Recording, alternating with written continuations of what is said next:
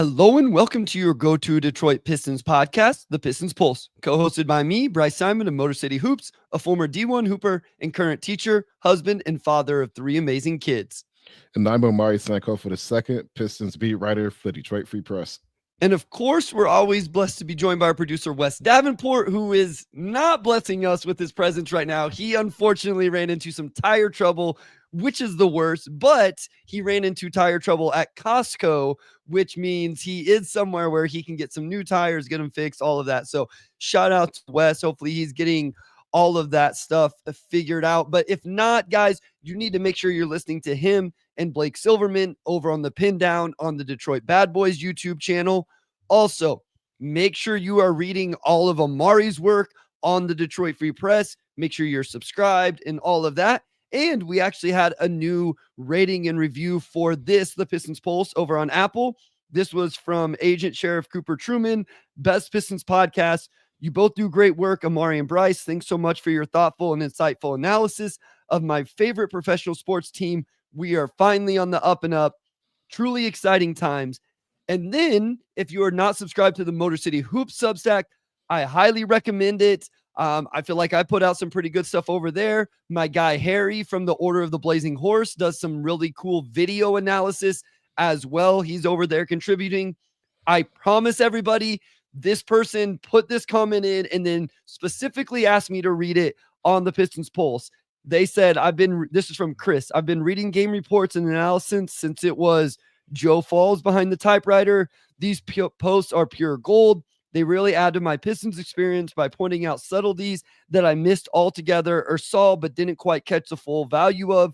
Nobody that is eager to spend time reading about the Pistons should be missing this. So thank you very much. Philip says really good and got info on the Substack. I appreciate it. That was a lot, Omari. Also, you have some cards. I was gonna say Substack is great, guys. Definitely check it out. I always check about after they go live, so definitely recommend it. I will say this. I don't mean to put Omari on the spot, but I can see how much people read the Substack, and Omari is one of my top subscribers. You get 1 through 5 stars depending on how much you interact with or how much you read, and you're a 5-star. So I'm not gonna lie, Omari. There's times where I'm like, Red Baron says, "Holy cow, Joe Falls." Is Joe Falls? Hopefully, it was okay for me to use that name. I don't know who that is. Is that way back in the Pistons content creation? I don't know. Are you familiar, Omari?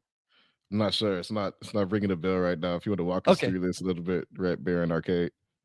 Yeah, so let us know. Hopefully, I didn't drop a name. Okay, he just said old school. Okay, so not inappropriate or messed up or anything like that. Just somebody from the way back. Omari, also, you have some car news, right? Like I saw you tweeting out that the dealership won't leave you alone. Yeah, no, I don't have any car news right now, but I'm into waters fishing. I've never just being somebody who I've mostly just been broke since I started my journalism career. Like most people getting into it, like I've always just driven like old cars, and I've never driven anything close to new. It's like the first time I'm actually like car shopping for real. So sometimes you'll see something online and you'll just do the inquiry or whatever, and they'll blow your phone up for like days, like weeks, and just like persistent, and it'll just be like I'm just perusing, like I'm just window shopping. I went to a dealership and they were like, well, if you like this car, you could put some money down now and put it aside. And I'm like, no, I just said I'm just here to peruse and I'm window shopping. So the dealership process is annoying is all I'm saying. But yeah, I'm looking at getting some wheels at some point soon, so we'll see. I dislike car shopping very much. I'm the worst. The last vehicle we bought, I mean, literally the guy talked me into it that day, and then he did a really good job. He got the vehicle in our hands to our house that day from another town because we had just looked online. And it's like, okay, well, once they go out of their way to get it to you and you get to test drive it and stuff, are you really going to send it back? So, those salesmen see me coming from a mile away and know that they have an easy sale on their hands. So, and I don't negotiate well and that type of stuff. Yeah, it makes me I won't say it brings me joy, but like when they just constantly reach out and you see several emails and several missed calls and whatnot, like, it's like, man, like, I hope this means that when I'm actually at the table ready to negotiate, that they are ready to make a sale, because clearly they need me.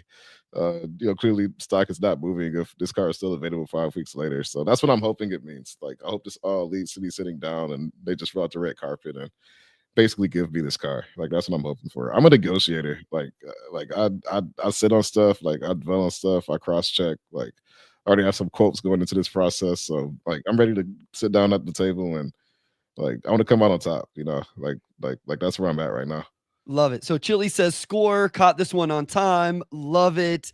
I Oh, saw but some. real quick, Joe Falls is a sports writing. Yeah. To sports writing in Detroit as Blaha is to announcing for the Pistons. He was writing when I was a kid. So, little history lesson for my pops. Clearly, I need to read up on this. I Yeah. probably known that one off the bat. So Chuck says, was a major writer, at least back in the early 80s when I got into sports. Piston talks. Are we going to talk some Chiefs, Bryce? No, we are not. I want you to back me up here, Omari. If the Chiefs would have won, I also would not have talked Chiefs on the podcast. Do you believe that to be true? I will give him that. Okay. I will give Bryce that. Bryce has never flaunted his Chiefs fandom. And actually, I've mostly just heard him complain about the Chiefs more often than not this past year. So I am a very Chiefs fan. Royce, you can't have Nuggets ring in the background of the video. So I obviously record anybody who's just listening on audio in Royce's room. He wanted to stay in today. He promised he'd be quiet, but he has a Denver Nuggets like stuffed ring because Denver's the closest game for us. So Omari and Stefan Castle sound similar. Divine here with the tip. We appreciate you. I've never heard him talk, so I have to listen to a Stefan Castle interview and see how he talks. Oh, that's what he's saying. Okay, yeah, I will have to listen to one as well because I haven't heard him speak either. So, Divine, thank you for the super chat. And yes, you have me intrigued with this one in terms of listening to their voices and figuring that out. Harry says, "Go get that Prius, Omari." And Jeremy says, "Wait till you buy one and they call for an extended warranty." Yeah, I got that call warranties. also. I'm very anti warranty. Like think about all the phones you've owned. Like, how many have actually needed like warranty service? Like, I've had one in like 12 years. Like, I feel like all that stuff's a waste of time. Yep.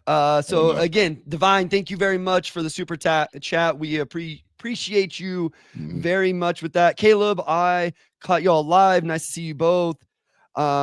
16 inches of snow in Ottawa. So this is a perfect night to cozy up and listen to Pistons Pulse. God bless y'all. God bless you, Caleb, for 16 inches of snow. We got about 4 or 5 inches of snow here in Lakin. Got a day off from school yesterday. Late start today because it was so cold.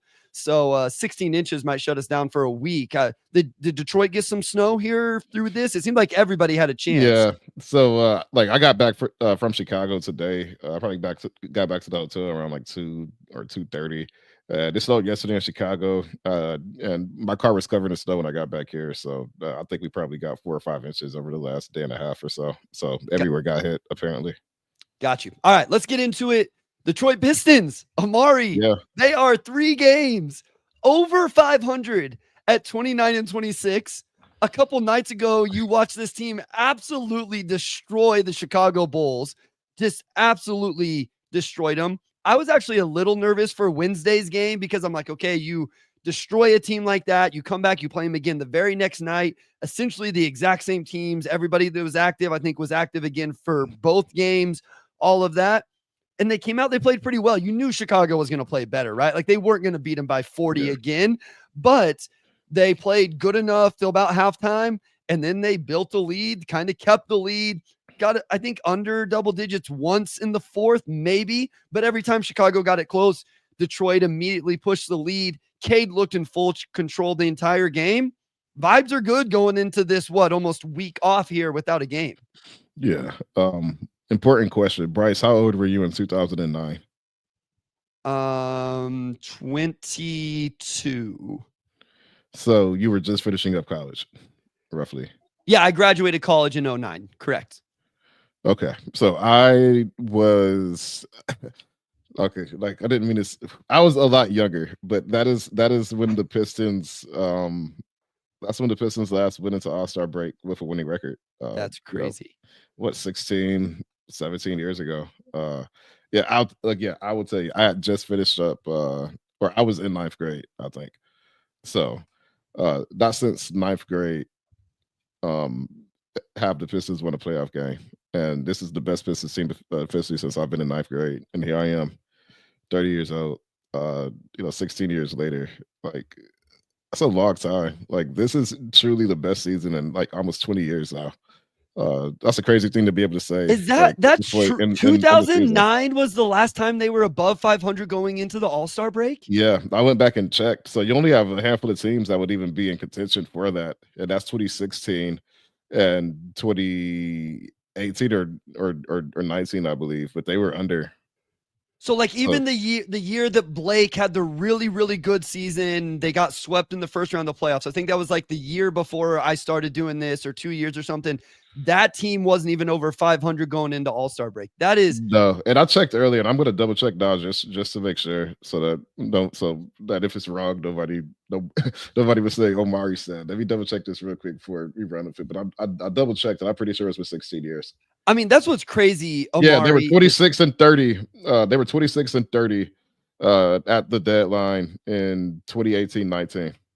Yeah, so Chuck says Blake's run, they were under, then went on a run after the break. Yeah, No wonder the excitement is what it is. yeah. Amari, like to Yeah, me, they were so 28, 29 the year prior to that. Go ahead. But no, yeah, I was just gonna say, like, as this has unfolded, all I compare it to is the last 4 years of ineptitude and how bad this team has been as they've rebuilt. yeah, And I haven't quite understood the level of excitement for them being 3 games over 500 and them yeah, being in the top 6 of the playoffs and stuff like that. That puts it into more perspective because it's not about just being better than 14 wins last year. It's about being better than a lot of people have seen in 20 years in yeah. terms of regular season success. Like that just puts it into such different territory than I guess how I had been looking at this season. Yeah, so even in 15, 16, when they finished 44, 38, and that's the only winning season they've had again since 2009, they were 500. They were 27 and 27. So yeah, not only are this is the first time they're above 500, they're 3 games above. And I looked at it today for the story I wrote for tomorrow. But even then, the team was on a down slope in 2009 when they were above 500. They were 6 games over 500. They lost 3 straight going into the break, and then they lost 5 more. So they lost 8 straight games, and I don't think they ever recovered and got back above 500 that season. Whereas this team is 18-9 since December 9th. No, I'm sorry, December 21st. And they've also won 4 straight games. And like all of those games were by double digits. Like they led by 29 at halftime and one. They led by 20. They led by 44 or whatever it was, 45. Like dominant. They have the Yeah. same amount of wins as the Boston Celtics since December 21st. Like they've been among the dominant teams essentially for a month and a half now. So yeah, like when you look at the excitement and just how excited people are, like, yeah, it's been 17 years. Like we have listeners on the pod right now who have essentially not been alive. Like your children have not been truly around for any semblance of Piston success. Like it really is like that caliber of season so far. So I was looking at net rating. I hadn't really done this. So listen to these net ratings, Amari. Last 15 games, Detroit is 10th in the NBA in net rating at a positive 4.8. Last 10 games, Detroit is 6th in the NBA at a positive 7.5. And the last 5 games, Detroit is 3rd in the NBA in net rating at a positive 16.9. What is going on here? This is amazing play from the Detroit Pistons here going into the All-Star break. They are solidly, I think your tweet had it today. They're closer to what, like 4th than they are to 10th or something, Yeah. like something like that, right? In terms of, games behind and games ahead. Those 2 wins over Chicago, like, I mean, it just put even more gap between those 2 teams.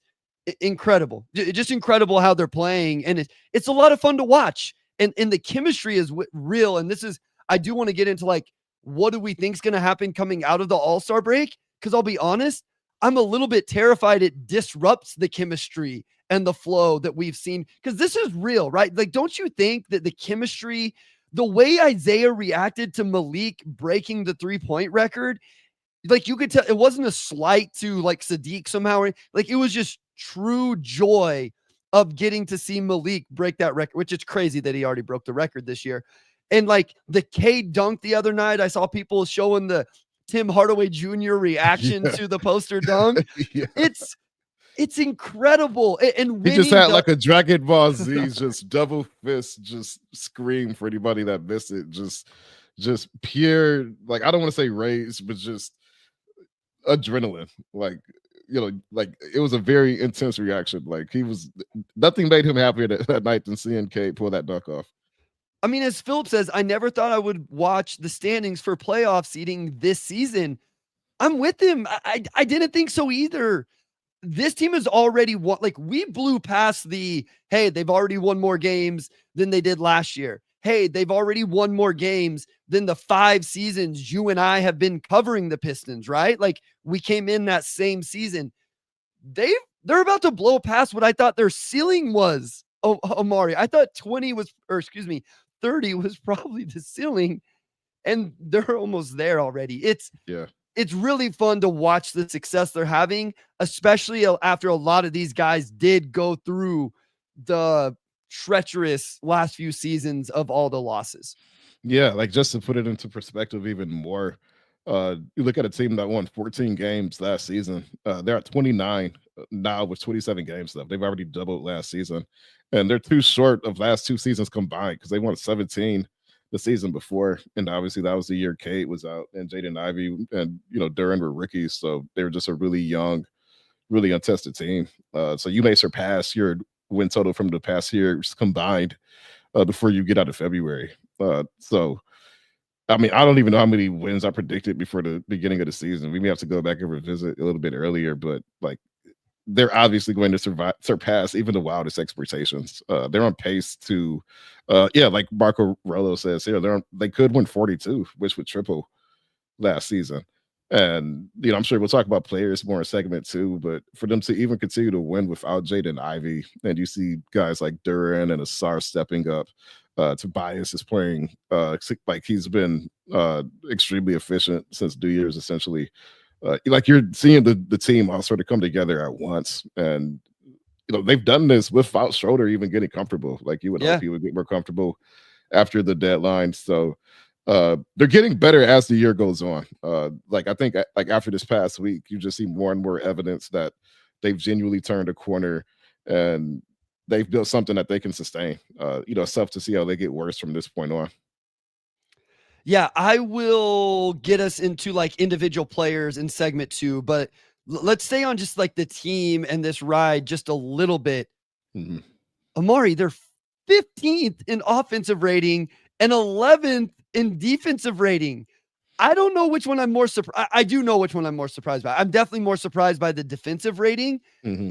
The fact that they're top 15 in both, that they have a positive net rating on the season that is 14th in the NBA is just, it's crazy to me. They were bottom 3 or 4 in both of those categories last season. Oh, they're 21st in turnover percentage right now. It's not even like they're last. That's one of their biggest issues. It's just the improvement is crazy. And of course, I think it's organizationally. It started with the hiring of Trajan Langdon and what he's done bringing this roster together. And I want to talk about health at some point and the fact that his bet on bringing in players who are available is paying off right now. But then it was the hiring of JB Bickerstaff and then the elevation of players in terms of them elevating their games. Like we always talk about, like, if this happened and this happened and this happened and this happened, the team could be this. Oh, they all improved. That never happens, right? Like we're seeing Ausar grow every single game. I actually think Jaylen Duren is on one of his better stretches of overall basketball. Cade took his game to a whole nother level. Malik Beasley, a veteran, is playing the best basketball of his career. It just is, it's really impressive how much organizational improvement across the board has happened in less than 12 months. It's so impressive after what they all went through last year. Yeah, I mean, I've just been talking to people this week, like, who have been like around it. Like last season already feels somewhat distant, like a weird, like surreal fever dream. Like, did they really, lose 38 straight? Like, I can't even remember the month of January last year. Like, I remember when they snapped the streak at the end of December. And then I remember around the trade deadline because they went out west and won a couple games, and the whole roster got shaken up. But I can't remember, like, I can't tell you what happened in January last season. Like, it's just like it might as well have been cut from my mind. And for them to have essentially, like put together this memorable, like this aligned, this cohesive of a season in such a short span of time. And as you mentioned, you have a new front office, you have a new head coach. You bring in a lot of newness up front, but still you have essentially the same core guys. Like that does speak to what was initially assembled, even despite what you went through the last 2 years, that these guys were able to persevere and pull together. And it seems like they're all collectively playing their best basketball, and you see it reflected on the court with how good the team's been since late December. All right, let's go to a break here. When we come back, let's get into some of the players. We can talk Cade, we can talk Ausar, we can talk Malik, we can talk Isaiah Stewart. Schroeder would probably be a good topic as well, as we've got a few games from him. But we'll get into those individual players right after this.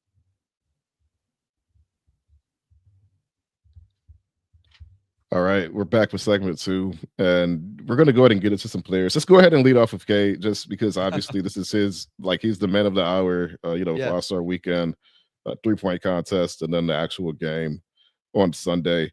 And, what's interesting is that I feel like throughout this 4-game winning streak, he's been really impressive, but he hasn't been, like, the lone standout, right? Like, I feel like other guys like Ausar and, like, they've had just as many standout moments, but you still also have moments like last night, like that 13-point quarter he had in the third, where he's just like blowing by like Josh Giddey at will with that in and out crossover, and he has the dunk where he switches hands, and he had a stretch like that the night before that too, where just nobody could stay in front of him. He's completely dictating the flow of action. Like, it's just those stretches to me that really shows what type of leap he's made. Like, every single night, even if it's not the most efficient night for him, you expect him to have a 12 to 18-minute stretch where the defense just cannot solve him no matter what. And we saw that last night. We saw it in Chicago the night before. It just really feels like he's put it together fundamentally this season, like to a further extent than I think any of us could have really predicted. Yeah, Al says, funny, never watch live. I like how you do the ad break. Yes. Mimic says, yeah, I was thinking the same thing first time I saw it. If you don't watch live, if you're only watching or listening, I guess, on audio, I say, let's go to a break. We just stare at each other for about 5 seconds, and then Omari starts talking again. On the video, there is no ad break. We don't fill in the void or anything like that. So it is a little bit awkward, I guess, for people watching live on YouTube, but that is how we do it. And we keep it moving along there. Cade, man, Omari, I can't tell you how many. Yeah. Tom says, yes, finally catching live. Love it. I can't tell you how many times in my notes I've typed out, they can't guard him. Do you know how many times I've written it so many times in the Substack, and it's awful analysis. I just don't know what else to put. I put it against good teams, against not good teams. I mean, there's some guys that have given some trouble, right? Like, I thought Andrew Nebhard did a really nice job on him. He's definitely probably one of the top 5 or 6 guys against Cade, I would say. Yeah, he does a nice job. Like, I'm excited for the a Blazers matchup against Tumani Kamara. You get excited for those matchups, but there's a lot where it's just like this team cannot guard him. And if you don't have one of those real dudes at the point of attack, you have no chance. And if you don't have somebody at the rim to force him into mid-range jumpers, he may still beat you with mid-range jumpers, but then you're really in trouble. And we saw it in those Bulls games. He was chilling Omari, and not in a bad way. I legit was like, Cade's just like taking it easy right now. When they need it, he'll turn it on, and he's very capable of doing it. And we saw him do so. And I think that's when you know you've turned a corner, when you can kind of like, okay, I'll get everybody else involved. We saw that he didn't initiate offense to start the game. Oh, like, that's where this team is at. They are experimenting with, hey, Ausar, you go run primary initiator to start this game, because we can do that and we can afford to do that. And it worked out kind of nice and probably gives Cade some more energy for the second half.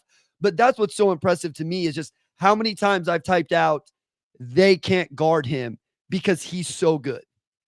Yeah, no, seriously. I mean, I couldn't have said it any better. Like, there's just those 12 to 18-minute stretches. So sometimes you get those stretches twice in the same night where it's like he's Doctor Strange and he's seeing like every single outcome at once. Like it's just being computed all at once, and he's just picking whatever the best one is. Like he's like, okay, like this play, I'm just gonna, blow past Josh Giddey at midcourt, drive right, and then Buzelis is gonna beat me at the rim, and I'm just gonna switch to my left and just gonna switch hands. Try to foul, and I'm just gonna do it. And he had like 2 drives even right before that or right after that, where again, like you could tell by the time he gets to midcourt, he already knows exactly what he wants to do, and he just does it. Like you're just seeing him having, the defense solved like as soon as the ball touches his hands, essentially. And that's where he's been at this point, like, since the first 10, 15 games of the season, maybe. Like I remember early on, he was piling up turnovers, and it's still an issue here and there, but by and large, he's got a lot of this stuff solved. Like it's honestly just, with somebody be able to take that pressure off of him, like whether it's Beasley going 7 to 10 for 3 or Ausar doing his stuff or not. But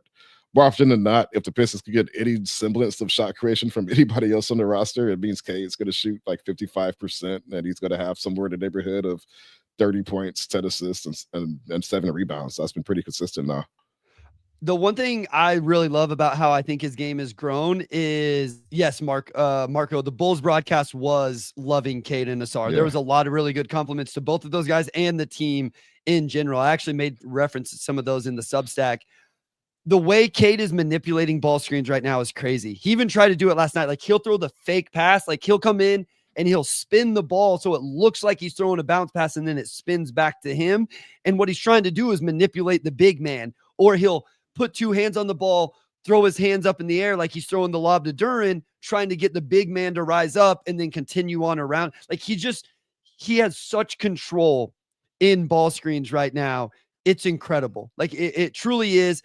Here's my one thing, because we got to talk about some other guys we could rave about. We could do a whole Cade episode if we really wanted to. Jeremy brings up Cade, maybe the legs tired, the 3, all of that. It's at 35% right now. I am fascinated, Omari, fascinated to see how he shoots and plays coming out of the All-Star break. Mm-hmm. This is his first time going, and I think it can be a lot, right? Like they have played 55 games. Everybody else gets a week off. Cade is on his way to San Francisco to play in the All-Star game, take part in the festivities, practice for this 3-point competition, which is different type of shooting than what Cade normally does. I'm just interested. I would never doubt Cade. I'm just interested, right? I feel like we've seen this with home run hitters in the home run derby, right? Like they come out of a home run derby and then their swing is a little different. I don't know if there's any sort of like thing with that in the 3-point shootout. I'm just interested to see if he's a little actual worn out coming out of the All-Star break because it's his first time and media and the game and the competition and all of that, or if he's able to keep the momentum going. Just something interesting that I want to watch is all. No, what's interesting is that looking at his numbers overall this season, he's essentially shooting 46% overall, 36% from 3, and 86% at the line. So he slipped from 3 a little bit, but his free throw percentage has rebounded after, starting off kind of rough. And he's found that rhythm at the line. And, you mentioned tired legs. If he could come back and he starts knocking down those threes at the same rate he was, then, you might look at him finishing the season around 47, 37, 87, which again, like you're flirting with like some really elite efficiency at that point. So, I'll be really curious to see that. And before we move on and get to the second half of segment 2, I just want to say, where does Cade rank among ball handlers right now? Because like his handle to me is just it's improved too. Yeah. It's at a really nice spot right now. And some of the stuff he's doing with the ball is just like the manipulation and like he's got it on the string. So like I think he's taken a step forward with that, especially in the last month or so as well. Yeah, his ability to create driving lanes with his handle is improved since his rookie year. He's going to be all NBA. He's going to be all NBA. I have no doubts. Again, whenever I did that activity with Sam a few weeks ago, I did not go in thinking that Cade was going to end up being all NBA. He he was definitely one of my top 15. Like, he wasn't one of the guys I was debating at the end on whether to put on or not. He's only been better. They've only been better. And other guys are going to continue to drop out, i.e. Anthony Davis, who's probably not going to have the games to be eligible. Fernando says, thanks, guys. Greetings from Spain. There are a lot of fans support Pistons over in Spain. Omari, we know where Spain is at, right? That is not directly south of Detroit. That is somewhere to the east in Europe, I believe. So it has to be like midnight over there. What time is it in Spain right now, Fernando? Potentially Friday morning, even like after midnight, I would say. I want to bring up Tobias real quick because I don't think this is a guy we'll spend a lot of time on, but that Chicago broadcast brought Tobias's leadership up a lot. Marco says here, Tobias has been great lately. Just his leadership is impressive. Some other good Tobias comments. I agree with that. 2:33 in the morning. So it would be Friday morning in Spain already. Shout out Fernando for being up at 2:30 in the morning watching the Pistons Pulse. We appreciate you. Yes, if Cade is all NBA, it's roughly $8 million. Just for reference, you also have to remember the Pistons are probably going to convey their draft pick, so that's a amount of money that won't go in there. But Tobias Harris, Omari, thoughts on his play, his leadership, just kind of what the Detroit Pistons have gotten from him this year? Yeah, I mean, he has been Tobias Harris. Like, literally, he has been like pitch perfect, exactly what you expect Tobias Harris to be. He has been. And, he started the season a little bit cold, but you look at just his efficiency boost, since Jaden Ivey went down, essentially, and the way he stepped up. I feel like he's had really good chemistry with like Duren and with Ausar as well. We've seen Tobias and Ausar connect on some, buckets and fast breaks both ways. So Tobias has just been solid. He's been reliable. I think his presence in the locker room and just the experience he's provided has been really huge for this team. And to have a veteran who, intentionally wanted to be here, like, obviously he really found himself career-wise here. And, he just understood how he could fit onto this team, the confidence that he's given them. It's paid off again. He's been Tobias Harris. I think you knew exactly what you wanted, from him coming in, and that's exactly what he's given them. And it's especially shown up over the last 6 weeks since Ivy's going down, and he's kind of stepped into that role a bit more. You know what I appreciate about Tobias Harris? It's just, exactly what you're going to get. And maybe it's not always as much as you want. And I'm not saying you, and maybe as much as what I want, but he's going to run 5 or 6 mid-post isolations, which I've warmed up to, especially when he gets the right matchup. Almost 50% of his three-point attempts, Omari, are corner threes. He's not doing crazy stuff with threes. He's shooting at 38%. I wish they'd be a little bit better. If you're watching Tobias, I swear, my guy, like, when you shoot it up just a little bit more, it's more consistent. I feel like it gets a little flat at times, but he's doing a nice job there. Defensively, listen, he's not going to stay in front of a lot of guys, but he has the active hands. He's going to get to the right spots off the ball, those types of things. Sneaky has had a good amount of blocks and steals too. Yeah. No, like, super active hands, that veteran, just very accurate and active with those. But you know what the biggest stat is to me? 53 games played. 53 games played of a potential 55. And I'll shout out my guy, Base Pistons, whether Twitter or Blue Sky. He brought this up to me the other day in terms of like where Detroit has been with health. You know how many of these guys haven't played at least 50 games this year? Cade, 50. Malik, all 55. Tobias, 53. JD, 52. Hardaway Jr., 51. Fontecchio, 50. Holland, all 55. Isaiah Stewart, 50. The only real guys that haven't played 50 games was Ausar not starting the year healthy and has been since then. And then obviously Jaden Ivey. This is what I referenced earlier, where what Trajan prioritized in terms of veterans has absolutely paid off. There's no way this team is 3 games over 500 if those guys haven't been available the way they've been available. And it's really cool to see that vision from him and see him get the reward. And shout out veterans. Let's talk about a youngster, Ausar Thompson, probably the hottest name on the Pistons right now. I've kind of disliked where the conversation has gone because I just want us to appreciate Ausar and how good he's been for 2 weeks. And now we're like, Ausar versus a min, Ausar versus a min, Ausar versus a min. I was like, can we not do that right now? But I know people like to go there. He's been really good. We've seen him initiate offense. We've seen him be a pest on defense. Where are you at with the Ausar Thompson's game? Bryce, you've seen The Incredibles, right? I'll ask you a question right as you have a coughing fit. Sorry. Yeah, listen, someone gave me credit the other day. They're like, Bryce, I'm so impressed. You always hit the mute button before you start coughing. And then, of course, the very next one, I cough right into the mic and annoy the heck out of people. Yeah, still get a coughing fit every once in a while, even though I'm feeling much better. Yes, what's the little kid? Flash, something. Dash, right? Dash. Yeah. So the entire sequence where he's like figuring out how fast he is, and after a certain point, he's like I can literally do whatever I want. Like there's nothing they could throw at me that could actually stop me. Like I feel like that's been a star this past month. Like he's realizing he's he can just do wild stuff. Like even just him just like running and jumping and like just like regular stuff. It's like he elevates faster than everybody. He can accelerate faster than just about everybody. But also he's starting to read the game at that lightning quick level too. Yeah. Like what he had like 8 points early last night. And I mean he had like the tip pass and transition to JD, and he had the swing pass, I think, to Tobias or somebody like up in the top right wing, just whips the pass instantly. And he's seeing that second layer too, like Cade is. And like both of those guys together is becoming a really, I think, dynamic threat. Ausar's figuring out exactly what he can and can't do. I don't think he's attempted a three in like 7 or 8 games. But like his interior shooting is elite. I mean, he's finishing everything inside. We're seeing him go right at guys a bit more. Like he's challenged Buzelis a few times in like the last 2 games, just going directly at him. Like, like you can't jump with me. You're not stronger than me.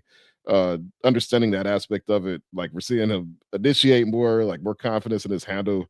Like he's putting it all together. I tweeted his stats in his last 13 games earlier, and in like 24 minutes a game, he's giving you like 13.6 rebounds, more than 2 combined blocks and steals, and he's dishing 2 assists for every turnover. Like this is the perfect version of Ausar, I think. You always talk about the jump shot, and of course, if that comes together, he's a different player. But even without it, he's become, I think, a really ideal kind of hybrid point forward / elite all around defender who just impacts every single play. Detroit Free Press, i.e. Robin, says audio engineer Robin appreciates your mute game, Bryce. Yes, I do that for you, Robin, to help you with the editing on the back end. Ausar had 3 drives. I believe it was in the first Bulls game. Those kind of ran together a little bit where he just attacked space. One of them, he just bullied Buzelis and then rose up and dunked on him. Mm-hmm. Then the next time, instead of bullying through him, he spun off of him. And we know Ausar can create space when he spins off of somebody or Euro steps off of somebody or something like that. And then he had another one where he attacked Kevin Huerter. And I realize we're not talking the best defenders, but you know who's never going to guard Ausar Thompson on the Pistons? The other team's best defender. Because that guy guards Cade Cunningham. And then the second best defender's going to guard Jay Nivey or is chasing Malik Beasley off screens or is on Tobias. Or Tobias or whoever the second option is. So Ausar is going to get these type of matchups. Teams that try to be creative, they try to put their big guy on him because they want to change matchups or whatever. If he can just take advantage of those, he's going to be tough.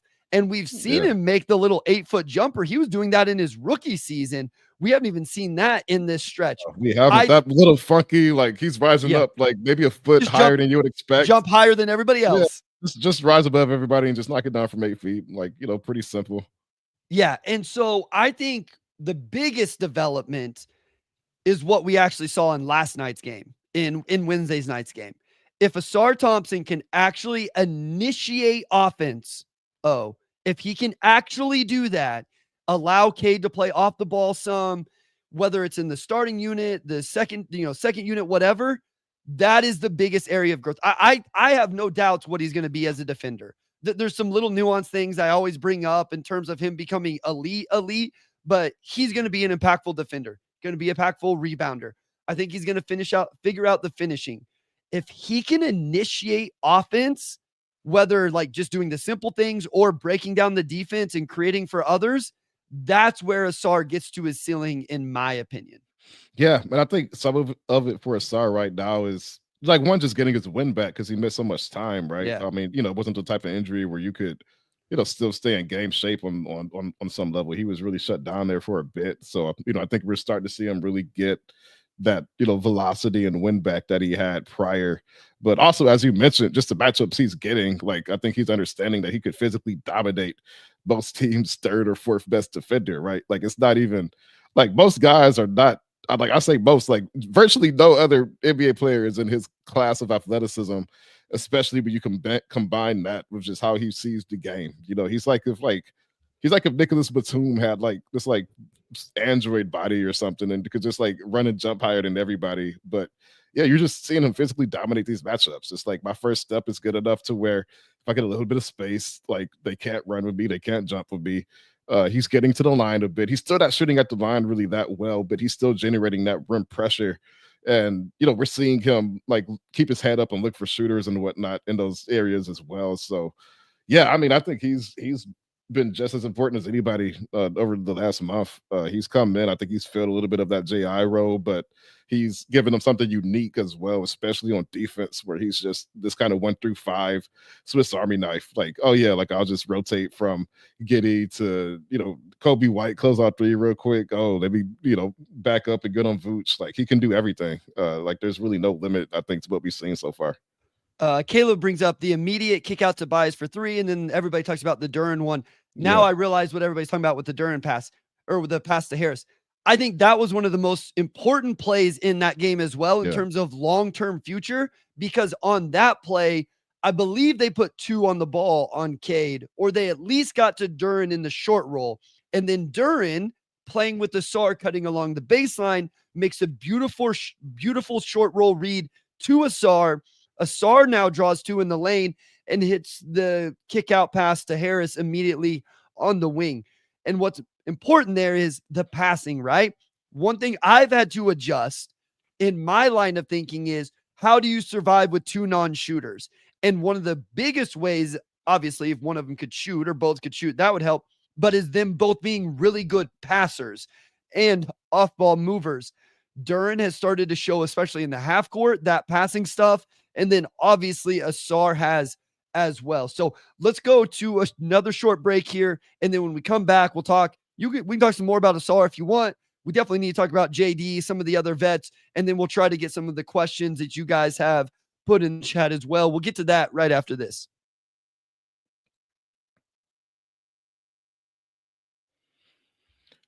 All right, we are back with segment 3, and we could go ahead and move on to Jaylen Duren only because we have about 17 minutes here, so we could keep it moving.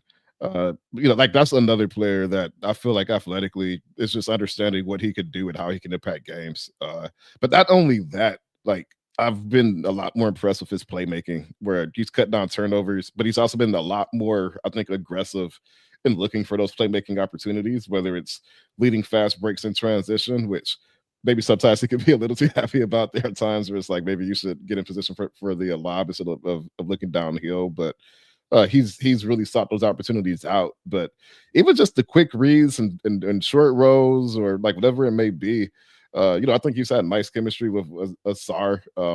Like he looks for those opportunities and he's averaging about 2.5 assists per game this season. We've seen him take a leap there. And I've been impressed with him. He took accountability earlier this week. Like, he said he started the season soft. And, I think he's understanding now, like just sitting back, seeing how Isaiah Stewart can impact games when he's on the bench, or even Paul Reed. Like, both ends really matter. And it feels like we've seen him step up athletically and understand how he needs to impact the game on both ends. Yeah, I think my 2 biggest areas for JD at this point, we've talked about the defense ad nauseum. Obviously, that's an area Closing out on shooters. Yeah, that's a big one. Yeah. Offensively, I think it really is the passing. Like I think for a while I've tabled a lot of the other stuff for a long time. Yeah. I don't know that I need to see JD grab and go, but if he can continue to make short roll reads at the level we've seen over the last couple weeks, the consistency, that would be huge. Because if Cade Cunningham's going to be an all-NBA player, you know what teams are going to start doing more and more?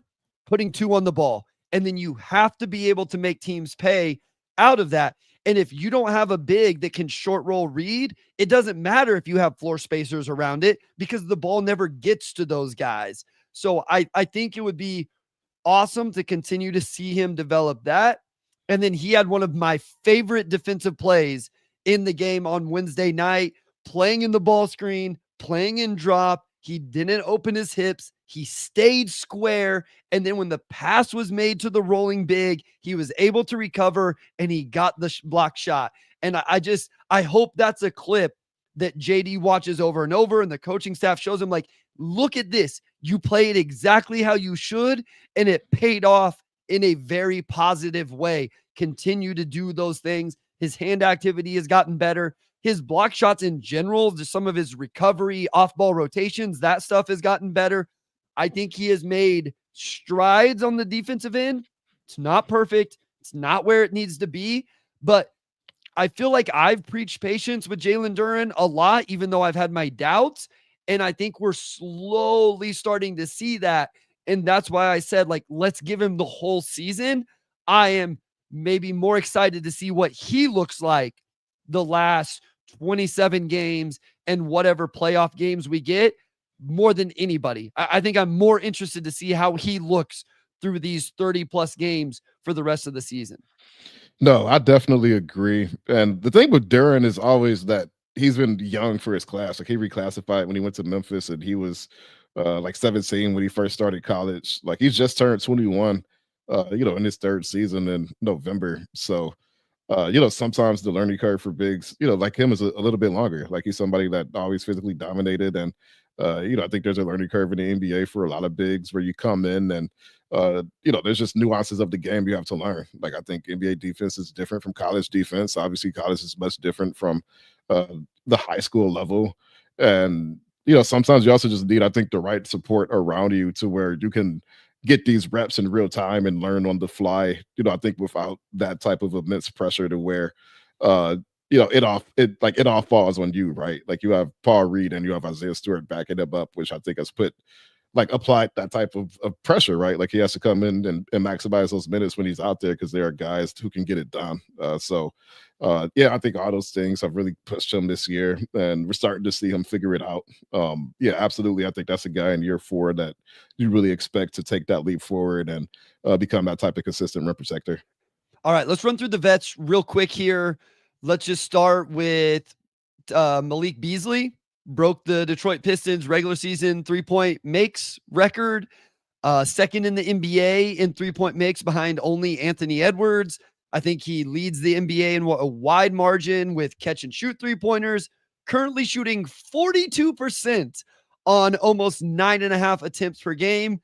To me, this is a perfect example of opportunity meets comfortability, meets confidence. He knows who he is. He knows what this team needs. This team does need this exact production from him, and it's all come together in perfect fashion. Yeah, I mean, Malik Beasley has every single bit been the elite veteran shooter this team's needed for a long time, and he's even been more than that. I think the way this team has really, just rallied around him, just how essential he's been to the good chemistry of this team. And then again, Cade missed the game, I think, against Philly last Friday, and Malik Beasley steps in and with 36 points and essentially leads them that night. Just on and off the floor, he's been everything they could ask for. Obviously, he's somebody like there's been a lot of talk, I see from fans online about extending him or like don't trade him or this or that. He's an expiring free agent. Like, he's on a 1-year, $6 million deal. And then I believe they can offer the non-taxpayer MLE. And, they'll be somewhat limited in, the amount of money they can offer him. But, I would think they would do everything they can to bring him back. And they can't offer him a pretty, significant raise over what he's making now. So we'll see, but there's really not too much else you could say about Malik Beasley. Like, I think he's just been an absolute A+ in his role and has been as important as anybody else in this roster for sure. We got a question about his free agency. We'll hit all of the questions here after we run through a couple more players, and we'll come back to that. Isaiah Stewart, it's funny whenever I look through the Pistons roster and their stats that, you get pretty far on the roster when you get to Isaiah Stewart in terms of points per game. Like, he averages 6 and 6, essentially, Omari. It's not the most impressive whenever you just look at the box score numbers in terms of stats. But man, I feel like he's more impactful than what the stats could ever show. The rim protection is ridiculous. We saw him take some threes even the other day. Would love to see him get back to that. But I actually do think some of his paint finishing has looked better this year. He's not a high riser, not like a lob threat, whatever, but just some of his touch around the rim does seem to be improved this season. I think he's in the perfect role for him as the first big off the bench, and I think he's played it really well this year. Yeah, like it seems like with Isaiah Stewart's finishing, which as you mentioned has been like really good this season. Like he's completely eliminated that weakness in his game.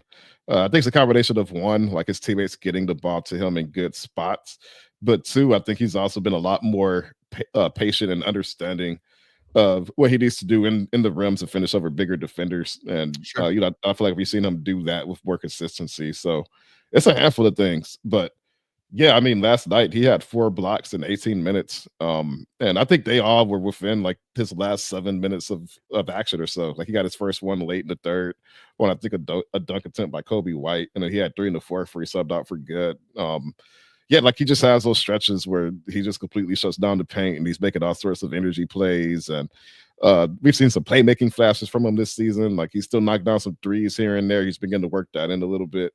So just like a really awesome, like he's what you want from like a slightly undersized 5. Like you want somebody who's going to have his relentlessness and lack of fear as a rim protector, the way he attacks the boards, and like I just think he's occupied that role really well.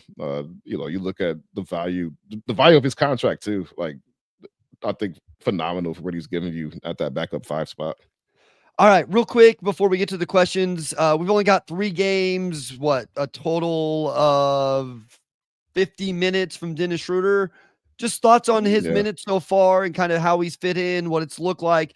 Listen, if he makes 26% of his shots overall, it's not going to end up being a great trade deadline addition, right? I think we all have to hope and assume that he's going to shoot better than that. Is 38% from 3, which speaks to how bad the 2-point percentage is, but almost 4 assists to 1 turnover ratio.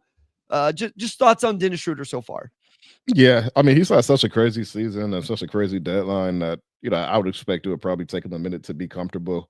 In brief moments, I think we've seen just what he can add. Like, like first time he checked in, I think on Monday or whatever day it was. This last week's been so busy, I don't even know what day today is. It's Thursday.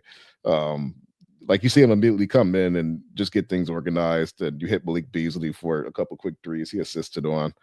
And we saw it last night too. So again, he hasn't really been making shots yet, but just how immediately he's kind of come in as a secondary ball handler. We've seen moments, and I think as he gets comfortable, the shot should come back for him because he's got, I think, everything he needs with that second unit to be able to find his own shots as well.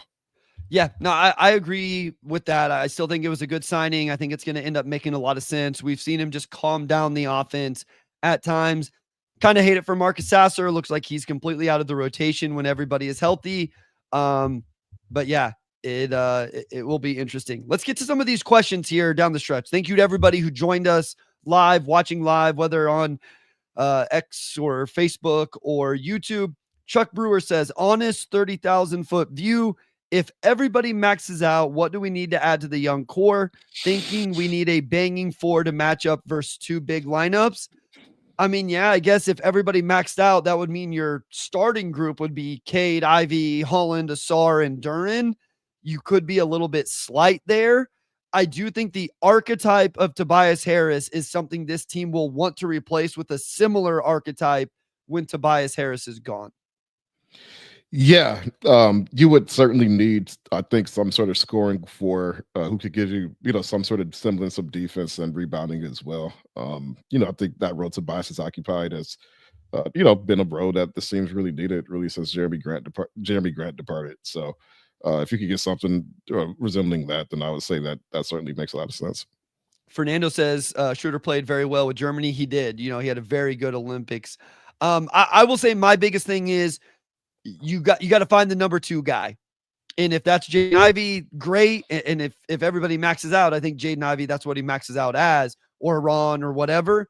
I think that's, if you really looked at what are we unsure of right now, that would probably be my biggest thing is you have to find Cade Cunningham his Robin. It may be Jaden Ivey, right? And that's what sucks about how much we're missing of game action from him right now. Sharon Dalton says, would anyone be okay losing the first round pick this year, knowing for sure the Pistons will go into the playoffs as a 6 seed or better? Yeah, I mean, I think we're at that everybody point. should be. Yeah, guys, I think we're at that point where this is probably what everybody should assume is there will not be. I mean, it's disappointing for me because I do a lot of NBA draft work and we're not going to be able to talk about it. Maybe people will want to talk about the second round pick, and then that's where my knowledge can come into play. It just wouldn't make sense right now. Your odds to get into the top 5 aren't going to be good enough. And quite frankly, guys, I know nobody cares about the draft right now. This draft isn't that great after the top 5. And so if you're not going to get, and truly, like, Cooper has supplanted himself as the clear number 1, in my opinion. So I think, yeah, convey that pick, go get the data, go get the experience, and then you get some flexibility with your draft picks moving forward whenever you decide you need to make a move, if you need to make a move. Yeah, that's like the upside, beyond making the playoffs, is that you get off of that obligation, which now goes to the Minnesota T-Wolves. And then you have all your first round picks going forward. So we talked about it last week on the pod, but you look at the market to get better, this past deadline. And if you weren't at least in the market to do some first round pick swaps, you just weren't going to get a starting caliber, player. And the Pistons still owing that first round pick, like, just really limits the amount of picks you'd be willing to give up going forward. Especially for a team that's been good, but you're not quite at the point where you want to invest. So that's sort of a best of both worlds scenario where you could have momentum going into the playoffs this summer. And then depending on how you do in the postseason, you know exactly how good your team is and where you can strike. And now you have all your first round picks in front of you after 2025. So, you have the ability to go get a De'Aaron Fox, if you want to do something like that. And they have 13 second round picks as well to play with. So, they're in position to win and then also really make a swing this summer if they want to do both at the same time. YouTube user, I've seen this a couple times. You say, I like our 2 second round picks. Please help me with the second one, because all I see is the one that they're getting from Toronto, which would be like 35 right now. But I've seen other people float like somebody else's second round as well. And then Philip says, how many seconds equal a first round pick? I believe Oklahoma City traded 5 to draft Dylan Jones in the 20s last year. That's got to been the going rate. Yeah, just for some reference. So it's not like it's a high first round pick. Ben says, I'm fully on board with this team. I believe we have the talent on the roster to continue to develop into a contender. I feel guilty for hoping for another top 5 lottery pick earlier this year. Don't feel guilty, Ben. I mean, listen, don't forget that they were coming off 14 wins last season. Okay. So, oh yes. Philip, Bryce, is Markovic good? I have him in that range. I would love Markovic at 35, depending on how else the big man rotation was going to, but he's a guy that can really space the floor. He plays for KK Mega, which was who Nikola Topic started last season with. A big man that can stretch the floor, has some athleticism. Interesting player. Big Dog Pistons. Can Naz Reid play next to Duren? He's a free agent this summer. Would $20 million a year be enough for him? Omari, I will quickly say, yes, he can. No, I don't think Minnesota is letting Naz Reid leave. I think they're seeing right now that him in that starting lineup makes a lot more sense than Julius Randle. And I would assume that they keep him around and put him in their starting lineup. Yeah, like the amount of money it would take to prime away is probably not money you want to pay. Like, if I'm Minnesota, like, especially after the moves I've made this past year, like, I definitely want to keep Naz Reid. But he could play next to Duren for sure. Like, I see no reason why that front court wouldn't work. YouTube user said, I think we have Toronto's and Washington's. I would just say on Tankathon, it shows that Washington's goes to the Celtics. So I do remember at one point the Pistons having Washington's, but I think that all got moved around. Mimic 313, about a month ago, I was thinking they need to lean into losing and playing the young guys and getting Cooper Flag. What a ride it's been since then. Absolutely. Jeremy with a hot take. Out of all the Eastern Conference teams, the Pistons have the most upside because of their youth out of any team. With health considered, nobody wants to play them in a series. write it down. It is kind of interesting where they're at in terms of just the young teams in the conference, right? The teams above them, definitely not youth movements. And right now, the Orlando Magic don't look super great. I mean, in terms of Eastern Conference teams, Omari, is there a team that you would be more excited about in terms of just the youth? Yeah, I mean, if you're talking about young cores, the only options are them, Orlando and Yeah. Indiana. And Yeah. I think Cade probably has the best, like he's probably the best player of those three teams, based on this season. Like I think he surpassed Paolo. I think he surpassed Halliburton. He's had a better season than both of those guys. The Pistons are starting to. I mean, like there's obviously parallels, with the Pistons and Rockets going back like 4 years, but they are starting to look like parallels of each other in the opposite conferences. Like I'm starting to see a lot of Pistons and what the Rockets have been doing and vice versa. Yes, Chuck says Cavs still sort of young, aren't they? Yeah, I mean maybe. It kind of Yeah, depends Donovan on. Mitchell's like 20, like 28 at this point. Yeah, Jared Allen's probably 26, 27. Like they're not an old team, but I wouldn't say that they're young either. yeah. It kind of depends on how you define it, I guess. Yeah. Caleb says, I'm really hoping Ausar's playmaking continues, gives Cade a relief from the load perspective. I think his shooting has dipped recently, and I wonder if it's tired legs. Yeah, Jeremy Goldberg. So is the ideal perfect world lineup eventually expected to be Duren, Holland, Ausar, Ivy, and Cade? Could that even work? It could work. Got to be able to shoot the ball. Yeah, I was gonna say if Ron and Ausar can shoot it, I like it a lot more. If at least one of those guys can shoot it, I like it. Yeah, But I think yeah, I don't think Ausar ever gets to that level of a shooter. I think if Ivy is the 3-point shooter we saw, which was 40%, yeah, Cade continues to shoot the three well, especially off the bounce, and Ron would be the one most likely to get there. I think it could work. I think you would have enough defense there, enough passing, all of that yeah. stuff. Athletically, you're dominating. I mean, yeah, like that's a lot athletically. Nobody's like I think Ivy's the smallest player, like of the five, so you have size. Yeah. It's interesting. I don't expect it to happen because that essentially means your number 1 pick, your 3 number 5 picks, and your other lottery pick all hit. And I just like in my heart of hearts don't believe that's actually going to happen. If it does, we all probably should give Troy Weaver a little bit of love because he drafted 4 of those 5 players. But I'm not sure that's how it ends up playing out. Fernando asks, when can Ausar play more than 30 minutes? Do you know anything about a minutes restriction, one getting lit, anything like that, Omari? Yeah, no, I mean we've asked JB about it. Probably last time they asked him about it was when they were in Cleveland a week or two ago. But yeah, like they've sort of had like a minutes cap for him since coming back from the blood clots, and I don't believe he's cracked more than 30 minutes yet. I think his high has been 29 so far. Obviously, this past week, they haven't needed him to play 30 just because they've had some pretty big leads. So we'll see how that progresses throughout the year. Like, I really have nothing else to add, as far as that, but it'll continue to shift. So, like, we'll see how that looks a month or two from now. Red Baron Arcade, is there any realistic chance we could sign Beasley again the offseason? You kind of touched 100%. On this. Yeah, absolutely. We will bring Keith Smith on sometime soon, and we'll work through the whole cap thing. Detroit is in an interesting situation where they could operate as an over or under the cap team. If they work as an under the cap team, that probably means they let go of the rights to Tim Hardaway Jr. That doesn't mean they couldn't re-sign him, but then you have to do all of that with cap space, and then you would only have the room exception. The idea of staying over the cap is you keep his cap hold. You can be over the cap whenever you sign him to a new deal. And then the idea is you would sign Malik Beasley with the non-tax MLE. And as Michael points out, there is only one team projected to have cap space. That is the Brooklyn Nets.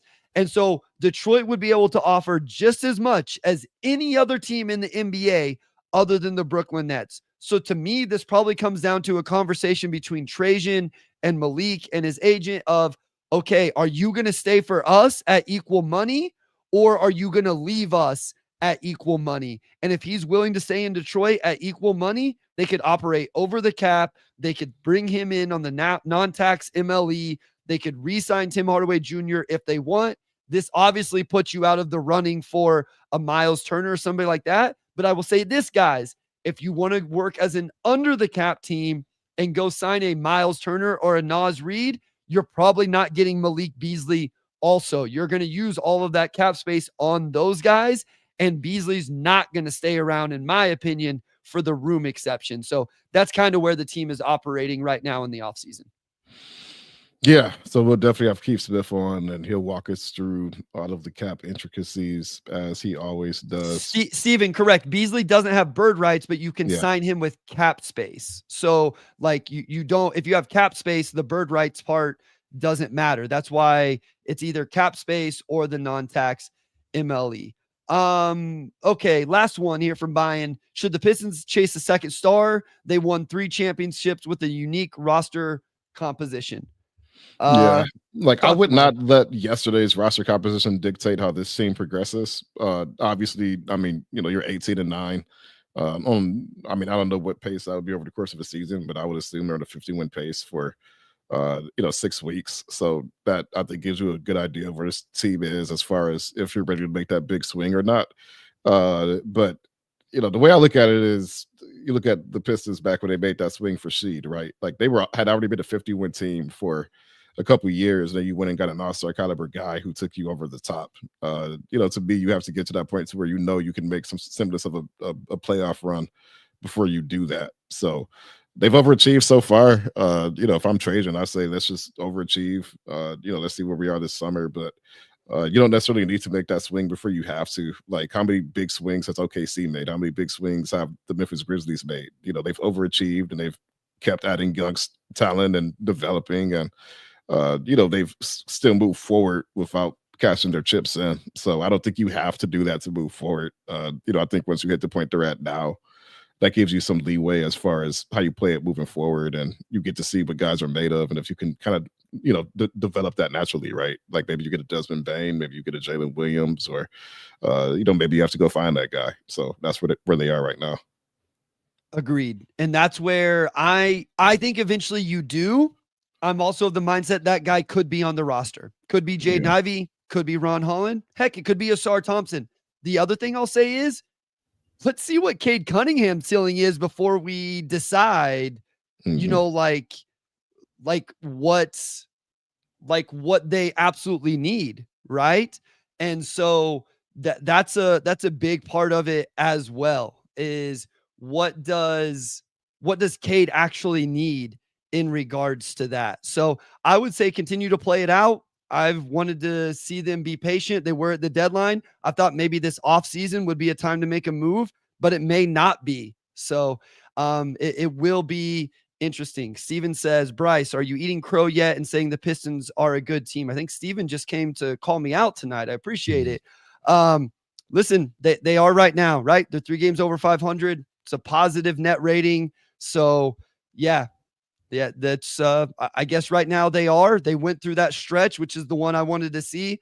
I was telling my guy Harry today, like, hey, I'm very fascinated. They have 5 tough games coming out of the All-Star break. I'm interested to see if the momentum can continue coming out of the All-Star break. Man, they play well in that stretch, and they're really in a good place. So yeah, 3 games over 500, positive net rating.